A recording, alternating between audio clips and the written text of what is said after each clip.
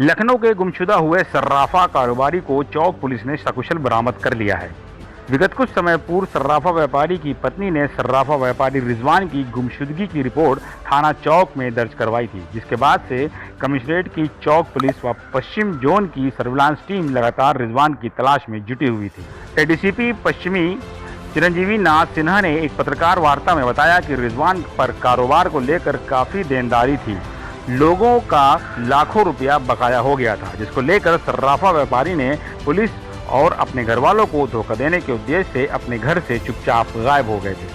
वहीं एडीसीपी ने घटना की गंभीरता को देखते हुए चौक पुलिस सर्विलांस टीम की मदद से रिजवान को नई दिल्ली स्थित शिवनगर उत्तम नगर से बरामद कर लिया है। दिनांक 5 अगस्त 2022 को चौक के एक सराफा व्यापारी रिजवान, जिनकी यहाँ पे सराफे में इनकी सोने चांदी की दुकान थी, दिनांक 6/8/2022 को इनकी स्कूटी एक्टिवा, इनका फ़ोन और संबंधित अन्य सामग्री, ये जो काकोरी का आरोबी है, आरोबी का माने रेलवे ओवरब्रिज, उस पर इनको लावारिस हालत में पाया गया और 5/8 को ये घर से बिना बताए कहीं चले गए थे। 6/8 को जिस तरह से ये जो सामान है, स्कूटी, फ़ोन, बैग इत्यादि प्राप्त हुए थे, यह दर्शा रहा था कि इनके साथ कोई मिसहैपनिंग हुई है। इस तरह से इन्होंने इस पूरे संवेदनशीलता के साथ चौक पुलिस ने एसीपी चौक साहब के निर्देशन में, जो पश्चिम के डीसीपी साहब की टीम है सर्विलांस, उसकी मदद से पूरे घटनाक्रम को संजोया, कड़ियों को एक तरीके से तरतीब से लगाया।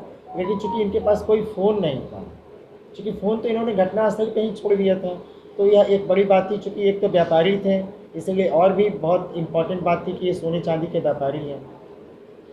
लेकिन कुछ चीज़ें इशारा कर रही थी कि संभवतः इनके साथ ऐसी कोई वारदात नहीं हुई है और इन्होंने एक पुलिस को और अपने घर वालों को चीट करने के उद्देश्य से इस तरह के घटनाक्रम को अंजाम दिया है। इवन कि इनकी जो घर के लोग थे, इनकी वाइफ थी, उनको भी नहीं पता था कि इन्होंने जानबूझ के ऐसा कुछ किया है।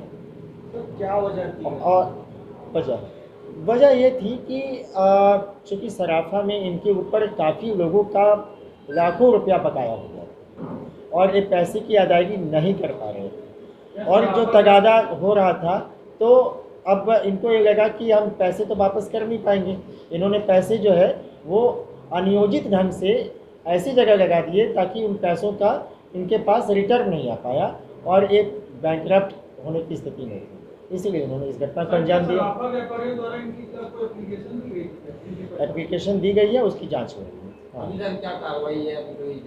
देखिए, पहले तो एक मुकदमा, चूँकि इनकी गुमशुदगी का मुकदमा था 364 का, वो तो कायम कराया गया था। जैसे ही चूँकि हम कार्रवाई तभी कर पाते हैं जब हम कोई विधिक फ्रेम में आ पाते हैं, तो हम लोगों ने उस कार्रवाई, चूँकि हमें तो इनकी रिकवरी चाहिए थी, सबसे पहले यह सुनिश्चित करना था कि यह सकुशल हों और मानसिक रूप से जो ये परेशान थे, हम लोगों ने फिर इनको इस तरह से सुसज्जित किया गया था कि इनको यह एहसास ना हो कि पुलिस लेके आएगी तो फिर इनके ऊपर कोई और ऐसे एक्शन होगा।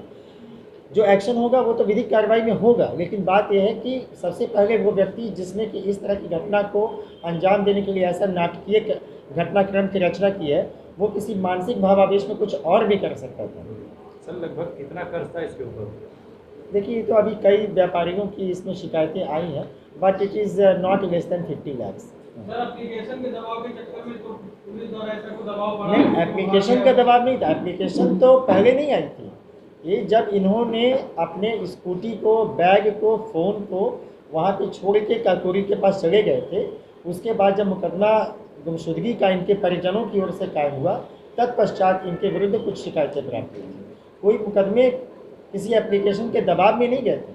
जिनका पैसा बाकी होगा वो मांगते होंगे इनके पास, और जायज़ भी है मांगना, लेकिन इनको ऐसा नहीं करना चाहिए था और इसकी वजह से इनका परिवार काफ़ी परेशान हालत में था।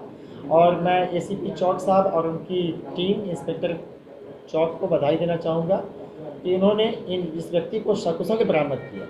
सर, अभी तक जो एप्लीकेशन आई है बाकी का पैसा, तो क्या इस पर कार्रवाई होगी? कैसे क्या?